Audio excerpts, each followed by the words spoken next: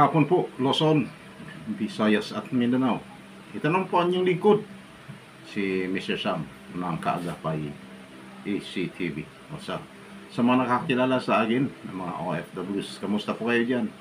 Yung aking mga nagiging subscribers, no? Maraming salamat po sa inyong lahat, no? At mga OFWs, hindi lang mga OFWs, pati sa mga subscribers ko dito sa Pilipinas, maraming salamat sa inyong lahat. So, binabati ko rin po ng magandang araw yung mga OFWs na nakaalis na, nasa labas ng bansa. Naway patuloy kayo na pagpalain ng kung may kapala sa inyong pagtatrabaho dyan, no? At para sa inyong pag-uwi ng Pilipinas, lahat kayo ay matagumpay, may dalang mga biyaya sa inyong mga pamilya. At sa mga kaibigan natin dyan, na mga may-ari ng recruitment agency na nagpapaalis ng mga OFWs, maraming salamat sa inyo. Sana po marami pa po kayo matulungan ng mga OFWs na sa kanilang pag-alis, hindi maging sayang ang kanilang mga efforts nung sila ay nasa Pilipinas pa lamang po. So, ngayon mga kaibigan, mga kagapay, mayroon na tayong tatalakayin, pag-usapan, mga malagang bagay na kung saan na hindi na bago sa atin lahat. So, ang pag-usapan natin, mga kaibigan at mga kagapay, ito ay may kaugnay sa mga politika, no? Number one, ang ating, kung naalaala nyo, yung dating Pangulo ng Pilipinas na si President Noynoy Aquino o si Pinoy, kung naalala nyo, no? Nung siya ay nanungkulan pa noon bilang isang presidente ng Pilipinas, may naalala ba kayo na mayroon siyang na sa kapanahonan niya na may nakulong sa pamagitan nila ni Senador Ping Lacson, no? Naalala niyo? May nakulong. Sino? Yung sinundan ni Pinoy, si President Gloria Macapagal-Arroyo. Di ba naalala nyo? Nagkaroon ng kaso at siya ay kinasuhan ng plunder at saka kaya siya ay nakulong, no? So, sa panahon ni Pinoy, yan po. So, ngayon, nung si Pinoy na ang nakaupo, so tuloy-tuloy na nanungkulan, at hindi lang si dating President Gloria Macapagal-Arroyo ang nakulong, mayroon pang ibang may mga matataas na posisyon, no? Nakakaranas din ng pagkabilanggo, pero hindi pa natapos ang kanyang panunungkulan, ay nakapagpiyansa at malayang pagpatuloy sa kanilang pagtakbo bilang mga may tungkulin sa ahensya ng gobyerno. Then, nung umupo naman, kasunod ni Pinoy, sinong kasunod ni Pinoy? Walang iba kundi si Presidente Rodrigo Roa Duterte. Ngayon, nung makaupo si President Rodrigo Duterte, mayroon doong nakalaya. Sino? Dahil may amnestia, mga kaibigan, mga kagapay, normal lang. Dahil siya ang pinakamataas na may tungkulin sa ating bansa bilang isang pinuno ng ating bansa. Nagkaroon ng amnestia, kung kaya nakalaya naman si dating Presidente Gloria Macapagal-Arroyo. So bakit siya kaya nabigyan ng amnesia? Dahil si President Gloria Macapagal-Arroyo, no? Kung naalala niyo, di ba? Di ba nakulong siya sa kasong Hello Garci, no? Hello Garci, yan. Hello Garci, no? Pero nakakatawa. Pero normal lang, iba-iba yung boses natin, no? Ako pwede kong gumaya.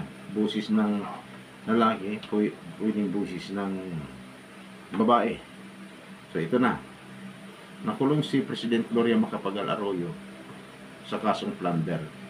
Pero nung makaupo si Presidente Rodrigo Duterte, siya ay na ipawalang sala, kaya siya nakalabas, no? Palabas, naging acquitted din siya sa kanyang kaso. So, sa mga pangyayari na yan, mga kaibigan, mga kaagapay, maraming nasasaktan. Sino ang nasaktan? Siyempre, si dating President Gloria Macapagal Arroyo. Mayroon siyang tinatawag na mga followers, no? Supporters. So, yung supporters siya, yun po ang natutuwa at nagiging masaya dahil siya ay nakalaya na. Pero yung kanyang yung mga oppositionist, no? Oppositionist, yung hindi niya mga followers, yun ang sasaktan, no? Kaya ang laro ay ang politika parang isang laro, no? Na pag magaling ka, mananalo ka.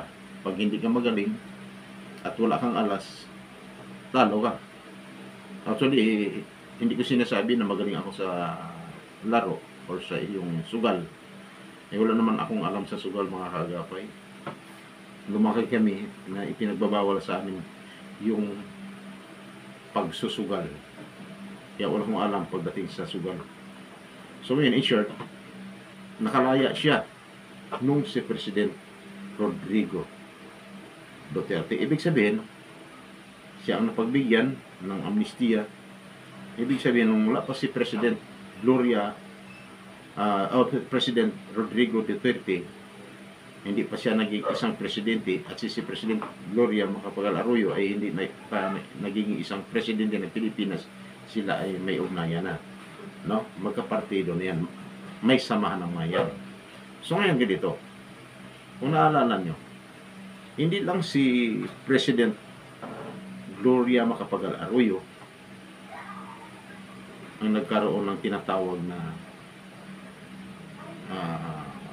amnestiya, kaya siya napalabas sa panahon ng President Duterte. Ngayon, kayo ba may kinalaman nung sa part naman ni Leila de Lima, dating Senadora Leila de Lima? Alam niyo ba na sila ay magka-partido din dati ni PBBM, nung si PBBM ay isang senador pa lamang? Hindi alam ng karamihan niya, no? Pero nung tumakbo si PBBM sa halalang 2022, kaya siya nagwagi, kasama naman ito si Vice President Inday Sara Duterte, pareho silang nanalo. Maraming nabigla, nagulat sa mga pangyayari. Itong pag-upo ni President Bongbong Marcos o PBBM, ilang taon lamang nakalipas, marami naman ang nagulat. Bakit? Mga guys, ang kasunod na nabigyan ng amnestiya upang makalaya sa bilangguan, walang iba kung hindi si Senadora Leila de Lima. Mayroon namang masaya doon, mayroon namang nasasaktan. At siyempre ang nasasaktan, yung dating mga supporters ni President Duterte. At yung magkaramdam ng sobrang saya dahil siya nakalaya, yung mga supporters naman ni Leila de Lima. At ang tanong, lahat ba na naging supporters ni Leila de Lima at ni PBBM, sila ay magkakasama noong hindi pa nakaupo si BBM sa Malacanang? So may tendency, pwede natin sabihin na hindi magkasama mga yan, o wala silang ugnayan, no? Wala silang samahan. Kaya lang, no, pagdating sa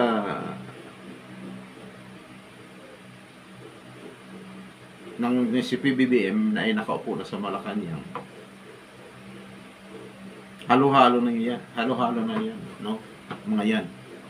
Either supporters ni President Duterte at ni President Bongbong Marcos. Actually, ang pagkaalam natin, the supporters of President Rodrigo Duterte and the supporters of PBBM is the same, no? Iisa lang sila. Kaya nanalo si PBBM dahil sa suporta ni President Rodrigo Duterte at saka ni Inday Sara, no?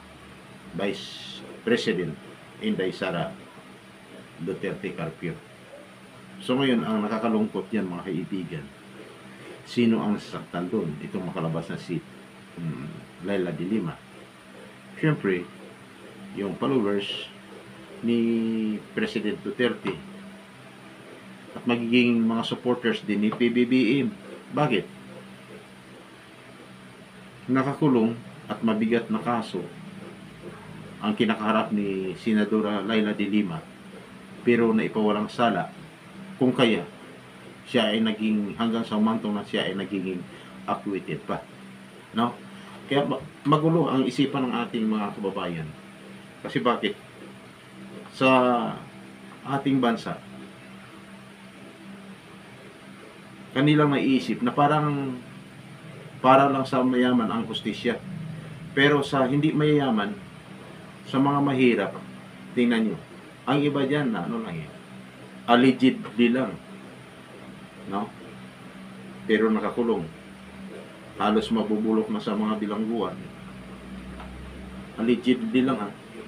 Wala pang sapat na katibayan, pero nakakulong ilang taon na lamang, ilang taon na ang nakalipas, hindi pa rin nakalaya. Bakit? Siyempre, pira-pira lang ang labanan. Pag mahirap ka, wala ka ng pira, wala ka ng kaalaman sa batas, normal lang mananatili ka dyan sa loob ng binangguan. Kaya yan ang naging problema sa ating bansa. Pero actually, yung mga naganap na issue ngayon, hindi ko na problema yan, problema nyo yan, no? Bakit ko problemahan yung problema ng mga, wala naman akong ugnayan sa kanila at wala naman akong kinalaman. Ako'y nakikinig lamang, makikita ko lamang sa social media kung anong nangyayari. Kaya wala akong paki sa kanila. Kaya mga kababayan, kung kayo ay nakikinig, so kayo na ang magbalanse. Sinong papanigan mo sa kanila at hindi. Actually, tayo ay mga supporters lang nila. Eh, talagang obligado tayong bumoto pagdating ng election. Pero lagi kong sinasabi, pag kayo ay bumoto pagdating ng halalan, pag-isip-isipan nyo muna kung sino ang nararapat at dapat makaupo sa tinatakbuhan nila ng mga posisyon sa ating gobyerno. Kasi may tendency, pag yan ay hindi mo pinag-isipan kung sino ang nararapat mong butuhin, medyo buto ka lang ng buto, pagkatapos nung makaupo, manalo nga, puro naman kasi nungalingan. So masasaktan ka na. Kaya huwag nyo ibigay, ibuhos ang inyong attention doon sa mga politiko. Bakit walang mangyayari siya? Tingnan nyo ngayon, maraming OFWs na umalis na Pilipinas. Sa totoo lamang po, sila po ay mga supporters, mayroong sinusuportahan na nakaupo sa gobyerno na ngayon na kung saan nananalo nung halalang 22. Lahat yan ay umaasa na pag nakaupo yung kanilang sinusuportahan, sila'y makikinabang. Pero useless mga kaibigan, mga kaagapay, dapat huwag tayong umasa kasi maapektuhan lang kayo. At hindi lang kayo, pati ako din, kung ako ay naniniwala at binibigyan ko ng attention ang kanilang mga pangako. So, walang magagawa. Ang ma-advise ko lang mga kaagapay, panatiliin mong magiging matatag sa araw-araw na pamumuhay. Humingi ng gabay sa Poong May Kapal upang ikaw ay magkaroon ng katahimikan, at tagumpay na paghanap buhay. Kasi wala tayong ibang aasahan kundi yung Poong May Kapal lamang po. Kaya sa mga naapektuhan, huwag na kayong magpadala o damdamin ang mga nangyayari ngayon na inyong kikita sa ating social media, naririnig sa televisions at saka sa radio stations. Huwag nyo nang bigyan ng halaga pa. Bakit? Huwag nyo nang sayangin ang inyong oras kasi normal lang yan pagdating sa politics. Parang basketball lang yan na pag sinot mo ang bola, dalawa lang, either hindi papasok sa ring or sa labas lamang ng ring. Ganun lang kasimple yun. Kaya huwag nang ibigay inyong simpatiya doon. Basta importante maghanap buhay kayo, maghanap buhay na kayo ng naayon sa kalooban ng Poong May Kapal, mga kaibigan, ngayon, lalo na ngayon, malapit na ang halalang 2025. Maraming umiipal, kanya-kanyang ingay, patot sa dahan, kanya-kanyang silipan, kunting bagay pinapalaki. Parang mga bata na maliliit na kahit anong makikita gagawin, kahit hindi laruan gustong laruin, kahit hindi pagkain gustong kainin. Tingnan nyo ngayon, naglalabasa na yung magaling mga ako. Nandiyan na naman, lalo nung panahon ng pandemic. Nako, nandiyan ka na naman. Yung iba, narinig ko kadalasan, bakit kaya mayroong mga politiko talaga hindi mawala sa isipan ng mga kababayan natin.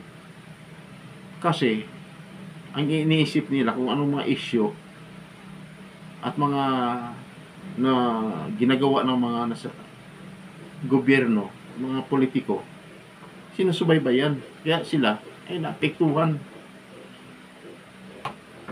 Si Presidente Duterte nung nakaupo, daming supporters, wala na si Presidente, wala nang tahimik. Si BBM naman ang sinusuportahan. Siyempre, lang, kinakalaban naman si Presidente Duterte. Parang palakasan system, sipsipan. Sabi niya ba, mabuti pa nung si Presidente Duterte. Mayroong, kung makambyo, bumabalimbing, mayroong nanatili, kaya tulad na sa tungkulin si Presidente Duterte, mayroon pa rin, tapos mayroon namang bumabalimbing, kung sino mataas, sige, kapit, pag wala, yung kinakapitan, walang pakialam na. Ngayon, tingnan nyo, si PBBM, nandiyan na naman, may mga supporters din, na dati hindi niya supporters, ngayon naging supporters or mga loyalists niya naman. Ang tanong, pagdating ng ulan sa PBBM, sino naman ang sisirain niya? Si PBBM na naman. Ito kasing politika, parang lokohan na lang, Sino ang nauto? Halo. Tapos, tingnan nyo. Ang daming nagsisisi. Alam niyo sa ngayon, maraming, yan ang kinalulungkot ko mga kaibigan kasi marami akong narinig. Sabi nila, kung mabuti pa nung si President Duterte pa nung nakaupo. Kasi lahat ng mga tao nito, mga masasama, takot sa mga matitino. Ngayon, lahat ng matitino, sila naman natakot sa mga masasama. No? Dati, natutulog ka lang sa kalye, kung saan-saan, mga kanto, makaupo ka. Walang makialam sa'yo. Ngayon naglalabasan naman, nagbabalikan na naman. No? Lahat ng illegalidad, no? Ginagawa. No? Mga lasinggiro. Ayan. Alam na bawal pag oras ng dating ng gabi, oras ng hating gabi, nandoon pa rin. No? Sugal, nandoon pa rin. Nandoon pa rin. Naglipanan na naman. Sabi nila, masabi ko lang, huwag yun ang pakialaman. Yan ang kaligayahan nila. Kaya marami sa akin ang nagsusumbong. Sir, marami dyan, gumagamit. Sabi ko naman, huwag yun ang pakialaman. Ang tanong, sinanto ka ba o sinasaktan ka ba? So, wala naman. O wala pala eh. Bakit mo pakialaman? Yun ang kasiyahan niya. Huwag yun ang pakialaman. Hayaan nyo may tungkulin dyan. Merong karapatan or authority na sisita sa kanila at makikialam. Hindi, huwag na kayong makialam. Yan ang nakasimple yan eh. Kasi kung nakialam ka at nasaktan ka na naman, sinong sisisihin mo? Ay di sarili mo. Ganoon lang yan eh. Sa akin abangan naman natin. Eleksyon na. Year 2025. Marami naman nag-iingay. Yung dating nawala, naglalabasan na naman. No? Kahit walang nagawa. Nandiyan na naman. Puro PayPal. Ano ba yan? Puro PayPal. So, hindi ko na babanggitin kung sino sila. Dami ng galit sa kanila eh. Kapwa nila eh. Galitan sa kanila eh. No? Sa mga, kung saan-saan silang mga nagaling ng mga institusyon. Kapwa nila, galit sa kanila. Pagkatapos, natakbo pa. Ano yun? Pakapala na lang. Ang hirap talaga mga kaibigan, mga kababayan. No? Kaya, kunting